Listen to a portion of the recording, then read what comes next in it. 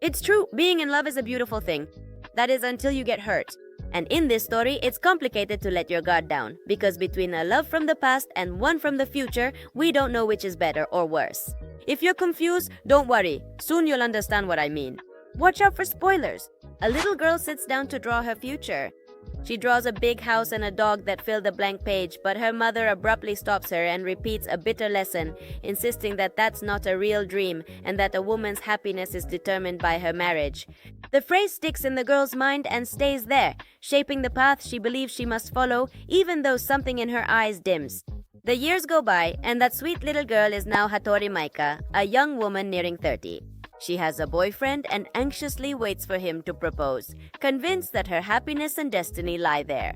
Her boyfriend Matoba Narimitsu seems like a noble and attentive young man.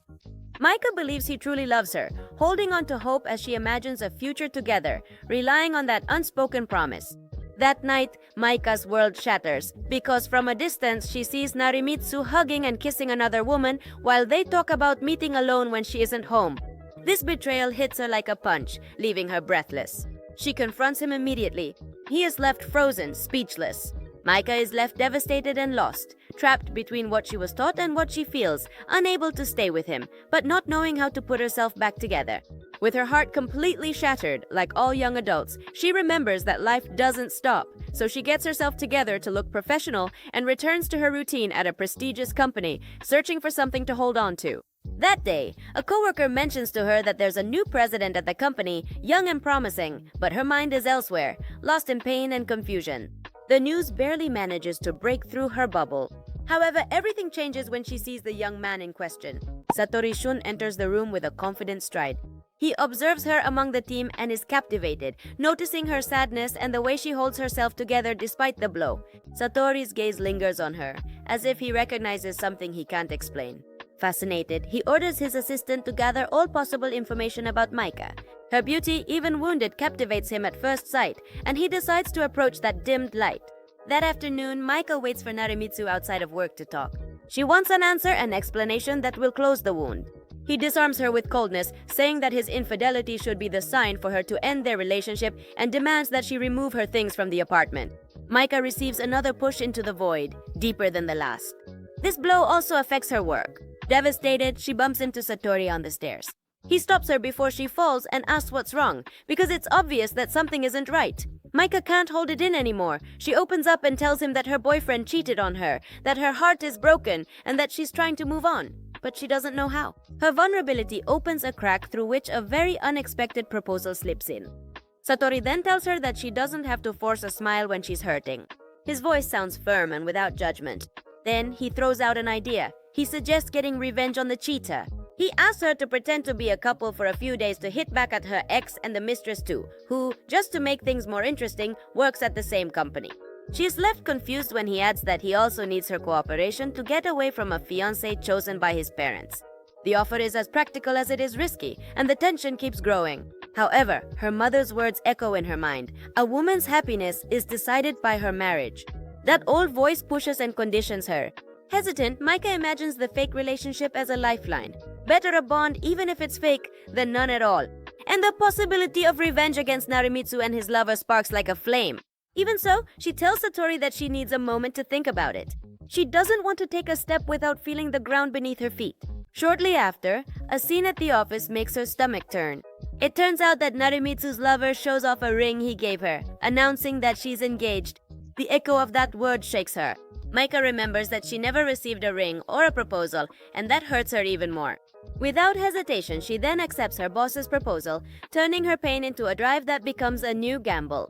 Satori acts immediately and invites Maika on a date, their first as a fake couple. She accepts and goes out with him, surprised to see the luxurious car they're going to ride in. But discomfort arises when he naturally leans over to fasten her seatbelt. The gesture is both intimate and calculated, and it speeds up the plan they have just agreed upon. Her surprise grows when he takes her to a dazzling apartment, spacious and very tidy. Satori moves confidently in the kitchen and prepares Italian food, mentioning that he has always enjoyed cooking. When he serves the dishes, Maika is amazed. The flavor comforts her and she can't help but compare. Her ex never made anything for her. The contrast hits her again, but it also calms her a little. He then gently approaches her and hugs her, pointing out that if they're going to pretend to be a couple, they need to show affection to each other. The closeness leaves a new tension in the air, somewhere between strategy and real emotion. And the following day, he repeats the dynamic at the company. He takes her hand and looks at her affectionately in front of some employees, hoping the rumor will spread. The plan moves forward and the glances quickly multiply. But the maneuver brings consequences. Her ex's lover, upon finding out, starts making her life miserable at the office, so she steals some documents from her desk to harm her and sets silent traps in her path. The war moves into the hallways and Maika is left exposed. But Satori responds with a counterattack. She spreads a series of intimate photos of Narimitsu with yet another woman. Within minutes, the images flood the office screens. The lover sees these photos and confronts Narimitsu in front of everyone, and the fury culminates in a slap.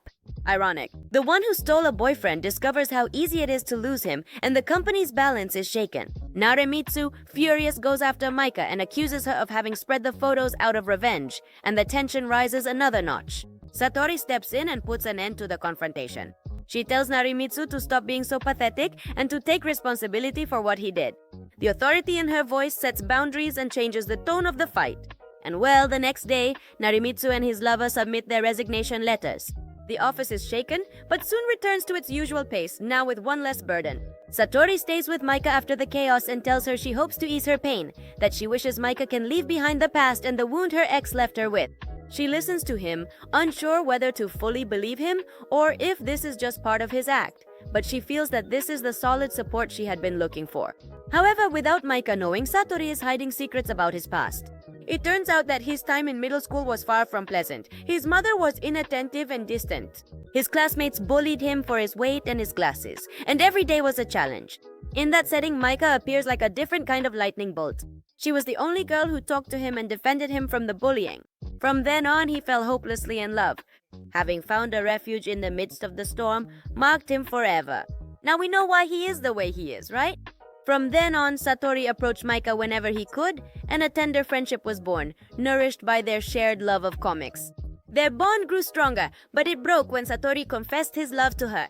At that moment, she didn't feel the same way, and the silence turned into distance. In the end, she sent him a curt message saying she was sorry and that they wouldn't make a good couple. Wounded, Satori interpreted this rejection as cruelty and, over time, convinced himself that he had to get revenge. In the end, he confesses all of this to his assistant. This fake relationship is his chance to carry out a plan that will show him as the person he couldn't be as a child, someone handsome and very powerful. I hope that's all it is and that he doesn't want to hurt our protagonist, but we'll find out what this man is really about. The next day at work, Maika looks pale. Satori notices her fever and, without hesitation, picks her up in his arms and takes her to the nearest clinic. The urgency wipes away any pretense. Then he takes her to his house and makes her an oatmeal porridge to help her regain her strength. And then he reminds her that they have to keep pretending to be a couple and insists that this is what a good boyfriend would do. The genuine care becomes mixed up with the strategy, and both of them feel the line between the two slowly blur. In silence, our Maika goes over every moment when Satori defended and supported her. She starts to consider that they could actually be a real couple and not just a facade. The idea both scares and attracts her at the same time. Then a new conflict suddenly arises. Satori's mother arrives upset because he hasn't been answering her calls or responding to her messages. Everyone is focused on meeting the girl chosen for his marriage. Family pressure reappears like a shadow. Until finally, Satori attends the meeting with Kuramochi Kotone. In front of everyone, he states that he's interested in someone else and that going on a date with Kotone would be a waste of time. His mother gets irritated, but she can't force what he has already decided, and the family tension remains unresolved. In response, Kotone seeks out Maika to talk. The conversation turns into an attempt at intimidation when Kotone confirms that Maika is the woman Satori is involved with. The discomfort in the air grows, and every word sounds like a warning. But then Satori arrives and interrupts the scene. He defends Maika and confronts Kotone, asking her not to interfere again and making it clear that he has no interest in her. Kotone holds back her anger, but she doesn't leave without firing her last shot. Then she reveals the truth she's been keeping in her purse. She shows Maika a photo of Satori as a child. The image triggers an immediate memory. Yes, it's the same overweight boy with glasses who was her friend in high school. He's also the one she rejected when he confessed his love to her, and the one she left heartbroken. After that, Satori changed schools and she didn't hear from him again until now. It seems the past has come rushing back and wants to redefine every gesture in the present. And speaking of the present, Satori tells Maika that they should end their relationship. His engagement to Kotone has been officially called off, so there's no need to keep pretending anymore. Ouch! According to him, they both achieved their goal. She got her revenge and he remains single. The ending sounds right, but it leaves a void that neither wants to admit. This news plunges Maika into a silent melancholy. She remembers how Satori was by her side during her worst moments and realizes she doesn't want to let him go. So she seeks out his mother and confesses her feelings for him, but receives only disdain. The woman assures her that she will never be good enough for her son, and the rejection hurts her more than she expected.